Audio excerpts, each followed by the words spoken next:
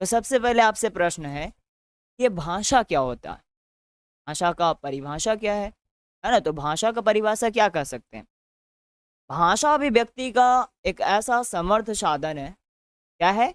कहेंगे भाषा अभिव्यक्ति का एक ऐसा समर्थ साधन है जिसके द्वारा मनुष्य अपने विचारों को दूसरों पर प्रकट कर सकता है और दूसरों के विचारों को जान सकता है।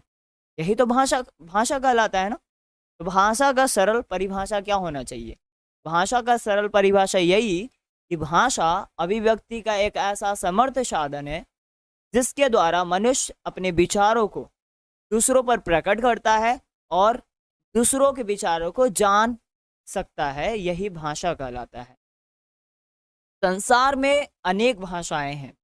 संसार में अनेक भाषाएं हैं, जैसे कि हिंदी है, संस्कृत है, अंग्रेजी है, बंगला है, गुजराती है, पंजाबी है, उर्दू है, तेलुगु, मलयालम, कन्नड़, फ्रेंच, चीनी, जर्मन। इतनी सारी भाषाएं हैं संसार में व्याप्त, है ना। अगर बोला जाए तो भाषा के प्रकार के बारे में, तो भाषा दो प्रकार की होती है। भाषा कितने प्रकार के होते हैं? भाषा दो प्रकार के होते हैं। ठीक है दोस्तों, भाषा कितने प्रकार के? दो प्रकार के। पहला होता है मौखिक भाषा और दूसरा होता है लिखित भाषा। ऐसे भाषा के एक और भी उपरूप है जिसको हम लोग कह सकते हैं शारीरिक भाषा, है ना। लेकिन यहाँ पे मुख्य तौर पे भाषा के जो रूप है ना, भाग है ना, वो दो तरह के, एक मौखिक भाषा, दूसरा लिखित भाषा। अब हम लोगों की बारी क्या है भाई, कि हम लोग अब भाषा को डिटेल में समझेंगे कि आखिरकार ये मौखिक भाषा क्या होता है और लिखित भाषा क्या होता है। ठीक है जी, चलो। मान लीजिए कि हम कहते हैं कि आमने सामने बैठे व्यक्ति परस्पर बातचीत करते हैं। कोई मान लीजिए कि आमने सामने व्यक्ति बैठकर परस्पर आपस में बातचीत करते हैं, अथवा कोई व्यक्ति भाषण द्वारा, है ना, अपने विचारों को प्रकट करता है, उसे उसे भाषण का क्या कहा जाता है? उस भाषा का मौखिक रूप कहा जाता है। उस भाषा का मौखिक रूप कहा जाता है, मतलब मौखिक भाषा कहलाता है। क्या बोलेंगे मौखिक भाषा क्या है? तो जब भी आमने सामने बैठकर कोई व्यक्ति परस्पर बातचीत करते हैं तो मौखिक भाषा कहलाता है। क्या बोलोगे, जल्दी से बताओ। आमने सामने बैठे व्यक्ति परस्पर बातचीत करते हैं तो वह मौखिक भाषा कहलाता है। अथवा कोई भी व्यक्ति भाषण इत्यादि द्वारा अपने विचारों को प्रकट करता है, उसे भाषा का मौखिक रूप कहते हैं। आप उदाहरण के लिए कह सकते हैं कि टेलीफोन पे आप मौखिक बात कर सकते हैं, दूरदर्शन पे मौखिक बातचीत कर सकते हैं, आप भाषण के द्वारा मौखिक भाषा के इस्तेमाल करते हैं, वार्तालाप के द्वारा, नाटक, रेडियो के द्वारा। ये सारी चीज़ें क्या होती है? ये सारा जो चीज़ है ना, मौखिक भाषा का ही एक रूप है। क्या क्या? टेलीफोन, दूरदर्शन, भाषण, वार्तालाप, नाटक, रेडियो, ये सारे के सारे क्या है? मौखिक भाषा का रूप है ना जी। बात की जाए लिखित भाषा क्या है, तो कहेंगे जब व्यक्ति किसी दूर बैठे व्यक्ति को पत्र अथवा पुस्तकों एवं पत्र पत्रिकाओं को लेख द्वारा अपने विचार को प्रकट करते हैं तो उसे उसे भाषा का लिखित रूप कहते हैं। उसे क्या कहते हैं? भाषा का लिखित रूप। भाषा का लिखित रूप कैसे कह सकते हैं? लिखित भाषा क्या होगा, तो कहेंगे कि जब जब कोई व्यक्ति किसी दूसरे बैठे व्यक्ति को पत्र के द्वारा अथवा किसी पुस्तक, पत्र पत्रिकाओं में लेख लिखकर अपने विचारों को प्रकट करता है तो उसे भाषा का लिखित रूप कहते हैं, अर्थात कि लिखित भाषा कहते हैं। आप पत्र लिखेंगे, आप लेख लिखेंगे, पत्रिका लिखेंगे, समाचार पत्र लिखेंगे, कहानी लिखेंगे, जीवनी लिखेंगे, संस्मरण लिखेंगे, तार लिखेंगे, सारे के सारे क्या हो जाएंगे? सभी के सभी एक लिखित भाषा हो जाएगा। तो आपने अभी अभी सीखा क्या भाई कि मौखिक भाषा क्या होता है और लिखित भाषा क्या होता है, राइट? ओके। अब हम लोग जानते हैं आगे की बातें कि हम लोग पढ़ क्या रहे हैं अभी? व्याकरण, है ना। क्योंकि हर एक भाषा का अपना एक क्या होता है? व्याकरण होता है कि नहीं? बिल्कुल। हर एक भाषा का क्या होता है? व्याकरण। आप अंग्रेजी में चले जाइए तो व्याकरण को ग्रामर कहते हैं। संस्कृत में भी संस्कृत का व्याकरण होता है, उर्दू का भी उर्दू व्याकरण होता है, हिंदी का हिंदी व्याकरण। तो सबसे पहले हम लोग क्या जानेंगे कि ये व्याकरण क्या होता है और व्याकरण की परिभाषा क्या होगी।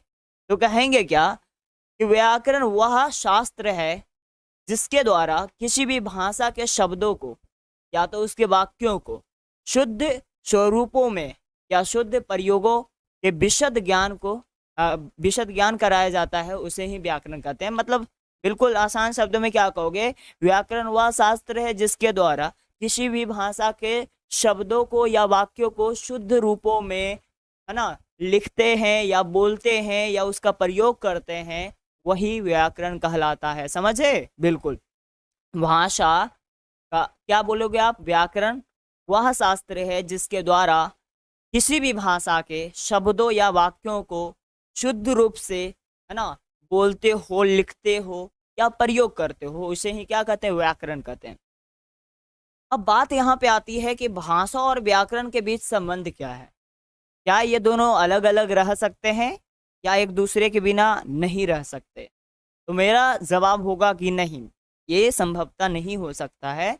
अगर आप किसी भाषा को शुद्ध रूप में बोलना चाहते हैं तो वहाँ पे आपको कहीं ना कहीं से व्याकरण जानना बहुत जरूरी हो जाता है।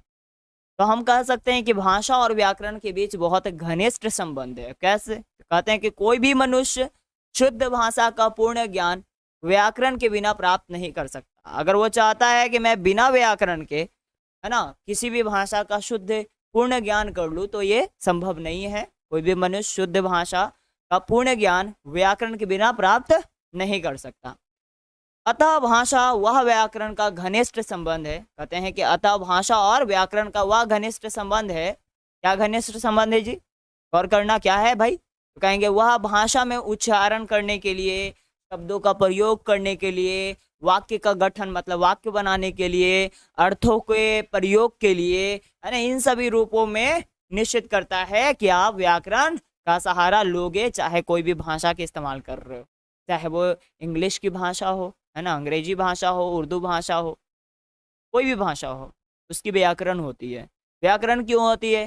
तो उस भाषा का उच्चारण सही करना, शब्दों का प्रयोग करना, वाक्य का गठन करना, अर्थों का प्रयोग करना, इन सभी चीज़ों में आपको कहीं ना कहीं हर एक भाषा में व्याकरण की जरूरत होती है। ठीक है, चलो बात कर लेते हैं कि व्याकरण के कितने विभाग होते हैं। आखिरकार ये जो हम लोग अभी अभी जाने कि व्याकरण के सहारे से ही किसी भी भाषा को शुद्ध तरीके से बोला जा सकता है ना। तो बात ये कर लेते हैं कि व्याकरण के विभाग कितने होते हैं। तो कहेंगे व्याकरण के 4 अंग या 4 विभाग निर्धारित किए गए हैं। मतलब व्याकरण के कुल मिला के 4 अंग हैं। इसी 4 अंगों के द्वारा ही हम अपने किसी भी भाषा का शुद्ध रूप बोलते हैं, शुद्ध प्रयोग करते हैं, शुद्ध उच्चारण कर पाते हैं, शुद्ध, है ना, शुद्ध तरीके से वाक्य का गठन कर पाते हैं। तो यहाँ पे हम क्या बोल सकते हैं कि व्याकरण के 4 मुख्य विभाग होते हैं, 4 मुख्य अंग होते हैं जो इस तरह से निर्धारित किए गए हैं। पहला वाला भाग है वर्ण विचार, जो आज की क्लास में पढ़ी जाएगी, वर्ण विचार। दूसरा वाला भाग है शब्द विचार, तीसरा वाला भाग है पद विचार, और चौथा वाला भाग क्या हो जाएगा बाबू मेरे? हाँ, वाक्य विचार।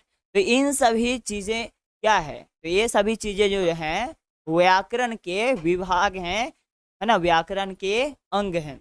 इन्हीं सभी अंग के द्वारा किसी भी भाषा को शुद्ध रूप में हम लोग प्रयोग कर पाते हैं, उच्चारण कर पाते हैं, वाक्य का गठन कर पाते हैं, या तो अर्थों के अनुसार प्रयोग कर पाते हैं। समझे?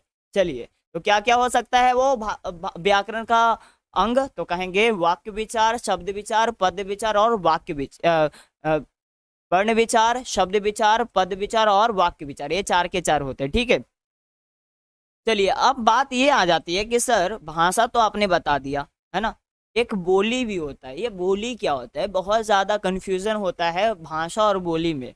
ये बोली क्या हो जाता है, भाषा क्या हो जाता है, थोड़ा ये भी बता दो मुझे। जाहिर सी बात है, जानना भी ज़रूरी है ना। कहेंगे ये बोली क्या है भाई? तो कहेंगे भाषा का क्षेत्रीय रूप। क्या? भाषा का क्षेत्रीय रूप बोली कहलाता है। अब कहोगे सर ये भाषा का क्षेत्रीय रूप क्या होता है? तो देखिए, हम लोग कोई ना कोई क्षेत्र में रहते हैं, है ना, कोई ना कोई क्षेत्र में रहते हैं। तो जो हमारे क्षेत्र में भाषाएं बोली जाती है ना, उसको बोली कहते हैं। जो हमारे क्षेत्र में भाषाएं बोली जाती है, क्या बोलते हैं? उसको बोली कहते हैं। समझे? तो कहेंगे भाषा का क्षेत्रीय रूप बोली कहलाता है। अर्थात कि समझा जाए तो देश के विभिन्न भागों में बोले जाने वाली क्या होती है? भाषा जो बोली जाने वाली भाषा है वह बोली कहलाती है। मतलब हमारा जो देश है उसमें विभिन्न क्षेत्र हैं, और विभिन्न क्षेत्रों में जो बोली जाने वाली भाषाएं हैं विभिन्न क्षेत्रों में जो बोली जाने वाली भाषाएं हैं वो क्या कहलाएगी, बोली कहलाएगी, है ना, बोली कहलाएगी। और किसी भी क्षेत्र की बोली लिखित रूप में, है ना, लिखित रूप में स्थिर साहित्य का वह भाषा कहलाता है। मान लीजिए किसी भी क्षेत्र में बोली जो बोली जा रही है, किसी भी क्षेत्र में जो बोली बोली जा रही है उसको लिखित रूप में ढाल दीजिए या तो साहित्यिक रूप में ढाल दीजिए, वही क्या कहला लेता है, भाषा कहला लेता है। मतलब बोली से भाषा, भाषा से बोली। जाहिर तौर की बात क्या है भाई कि कोई भी इंसान जो बोली बोल रहा है, क्षेत्रीय बोली बोल रहा है, अगर उसको लिखित रूप में, है ना, या साहित्यिक रूप में लिखता है तो उसको क्या बोलते हैं, भाषा बोलते हैं। जैसे हम कोई कहानी लिख दिए, है ना, कोई कविता लिख दिए, कोई उपन्यास लिख दिए, तो ये जो भाषा एक बोली का रूप था, क्षेत्रीय बोली का रूप था, उसको मैंने लिख कर साहित्यिक रूप में ढाल दिया, एक लिखित रूप में ढाल दिया, तो ये भाषा जो बोली था वो क्या बन गया, भाषा बन गया। समझ रहे हैं, ये जो मेरा बोली था जब इसे लिखित रूप में ढाल दिया, जब साहित्यिक रूप में ढाल दिया तो क्या बन गया, भाषा बन गया है। समझे। चलिए अब समझते हैं कि हर एक जो भाषा होता है ना उसका खुद का एक लिपि होता है। क्या होता है, लिपि। लिपि का मतलब क्या होता है, वो जो राइटिंग होता है ना, जिस तरह से हम लोग अलग अलग लैंग्वेजेस के अलग अलग लेटर्स लिखते हैं, है ना, कि इंग्लिश में ए ऐसे ही लिखाएगा, है ना, हिंदी में क ऐसे ही लिखाएगा, इस तरह को हम लोग क्या कहते हैं, स्क्रिप्ट बोलते हैं, और इसको हिंदी में लिपि बोलते हैं। समझे। तो देखिएगा, कहते हैं हर एक भाषा का क्या होता है, लिपि। तो कहते हैं किसी भी भाषा को लिखने की विधि को लिपि कहते हैं। मतलब किस तरह से किसी भी भाषा को आप लिख रहे हो उसी विधि को क्या कहते हैं, लिपि कहते हैं। समझे ना। बिल्कुल। और कहते हैं हिंदी और संस्कृत भाषा की जो लिपि है ना वह देवनागरी है। बताइए, हिंदी और संस्कृत की भाषा की जो लिपि है कैसी है, देवनागरी। आप समझ रहे हो ना देवनागरी कैसे, जो ये सब देख रहे हो ना, ये सब कौन सी लिपि है, देवनागरी लिपि है। जाहिर सी बात है ना। तो हिंदी और संस्कृत की जो लिपि है कैसी है, देवनागरी लिपि में। और कहते हैं कि अंग्रेजी भाषा की लिपि कैसी है भाई, तो अंग्रेजी भाषा की जो लिपि है वो रोमन है। क्या है, अंग्रेजी भाषा की लिपि रोमन है। और कहते हैं उर्दू भाषा की लिपि कैसी है भाई, तो उर्दू भाषा की जो लिपि है वो फारसी है। कैसी है, फारसी है। और पंजाबी भाषा की लिपि कैसी है, तो कहेंगे गुरुमुखी है ना। तो चलिए यहाँ से हम आपसे पहले लगे हाथ प्रश्न पूछते हैं। ठीक है, लगे हाथ क्या पूछते हैं, प्रश्न। बताइएगा अंग्रेजी भाषा की लिपि क्या है, तो कहेंगे रोमन लिपि। उर्दू भाषा की लिपि क्या है, तो फारसी लिपि। हम कहेंगे पंजाबी भाषा की लिपि क्या है, तो गुरुमुखी लिपि। कहेंगे संस्कृत और हिंदी भाषा की लिपि क्या है, तो कहेंगे देवनागरी लिपि। यहाँ से 4 प्रश्न बन गए ना। तो आपको बस इसी तरह से आपको प्रश्न पूछ दिया जाएगा, है ना, कि बताइए हिंदी और संस्कृत की लिपि क्या होती है, तो देवनागरी लिपि होती है ना। अंग्रेजी भाषा की लिपि क्या होना है, तो कहेंगे रोमन होना है ना। उर्दू भाषा की लिपि क्या है जी, तो फारसी है जी, है ना। पंजाबी का क्या है, तो गुरुमुखी है जी। इस तरह से बोल दोगे। तो चलो अब समझते हैं कि यह साहित्य क्या होता है ना। क्योंकि जो भाषाओं को हम लोग लिखित रूप में लिख देते हैं तो क्या बन जाता है, साहित्य। साहित्य का मतलब नहीं समझते, लिटरेचर उसको बोलते हैं, है ना। कोई आपके सर जी ये सब जो होते हैं वो पढ़ाने से पहले कहते हैं ना कि अरे बच्चा लोग क्या पढ़ोगे आज, आज ग्रामर पढ़ोगे कि लिटरेचर पढ़ोगे, बोलते हैं ना। तो ग्रामर का मतलब जो भाषा को सिखाने में सहायता देती है उसको व्याकरण बोल देते हैं। मतलब वो भाषा को सिखा रहे होते तो व्याकरण के थ्रू। बट एक होता है लिटरेचर। लिटरेचर में क्या मिलता है हमको, लिखित रूप में कोई ना कोई कहानी मिल जाए, है ना, कोई ना कोई कविता मिल जाए, कोई ना कोई उपन्यास मिल जाए, इस तरह से चीजें होती है। उसको क्या बोलते हैं, हिंदी में साहित्य बोलते हैं।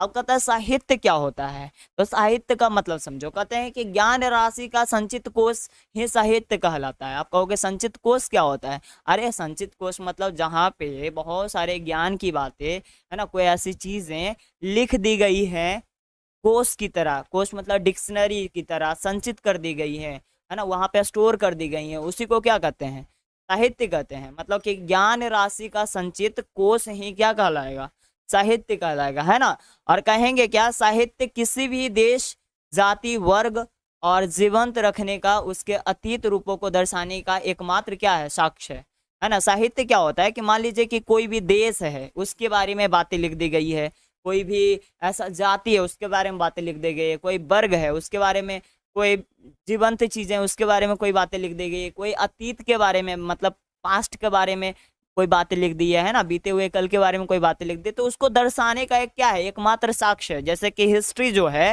हिस्ट्री हम लोग कैसे जान पाते हैं, क्योंकि वो लिखित रूप में है तो उसको पढ़ पढ़ के जान जाते हैं। तो ये लिखित रूप में जो है उसको क्या बोलेंगे, साहित्य बोलेंगे, है ना, वो साहित्य है क्योंकि लिखित रूप में एक साक्ष्य के रूप में है ना, एक साक्ष्य के रूप में। अगर वो लिखित रूप में नहीं होता, साहित्य रूप में नहीं होता, तो हम लोग आज इतिहास जान पाते, बिल्कुल नहीं जान पाते। तो साहित्य की होना बहुत जरूरी है ना। कहाँ से, भाषा से ही साहित्य बनता है, लिखित रूप में जब लिख देते तो साहित्य हो जाता है ना, बिल्कुल। अब कहते हैं यहाँ मानव की अनुभूति के विभिन्न पक्षों को स्पष्ट करता है। जो मानव अनुभूति किया है, एक्सपीरियंस किया, लाइफ में जो भी एक्सपीरियंस किया है, साहित्य के माध्यम से क्या करता है, विभिन्न पक्षों में स्पष्ट करता है। मतलब अलग अलग तरह से उसको दिखाता है कि देखो कोई भी इंसान किस तरह से एक्सपीरियंस किया होगा, है ना। उसी को तो साहित्य में लिखते हैं, तो लोग 10 साल 20 साल बाद जाके पढ़ते हैं तो कहते हैं अच्छा ऐसे होता था क्या, है ना। हाँ, और पाठकों और श्रोताओं के हृदय में एक अलौकिक अवर्चनीय आनंद की अनुभूति भी उत्पन्न करता है। मतलब जब भी कोई पाठक या कोई श्रोतागण, मतलब जो भी पढ़ते हैं या जो इस पढ़े हुए को सुनते हैं, तो उनके हृदय में ना एक अलौकिक अवचनीय आनंद मिलता, मतलब बड़ा सुख मिलता पढ़ के। आ हा, क्या बात लिखा है उस कवि ने, है ना, क्या बात लिखा है उस लेखक ने। अब बहुत ही आनंद की अनुभूति होती है भाई, है ना। इस तरह से किससे, साहित्य से, समझे। हाँ, तो ये किससे होता है, साहित्य से।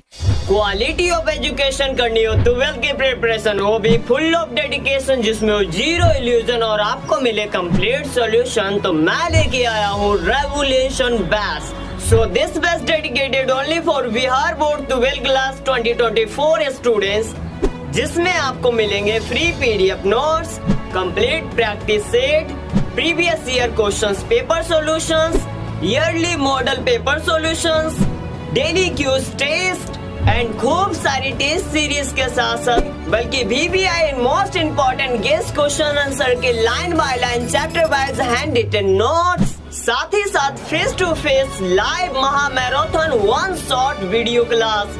सो हमसे जुड़ने के लिए हमारे चैनल को सब्सक्राइब करो, हमारे टेलीग्राम ग्रुप को ज्वाइन करो, कमेंट में लिंक पिन किया गया है, आप फटाफट से ज्वाइन हो जाओ। आपके लिए बहुत सारी चीजें फ्री में अवेलेबल होंगी।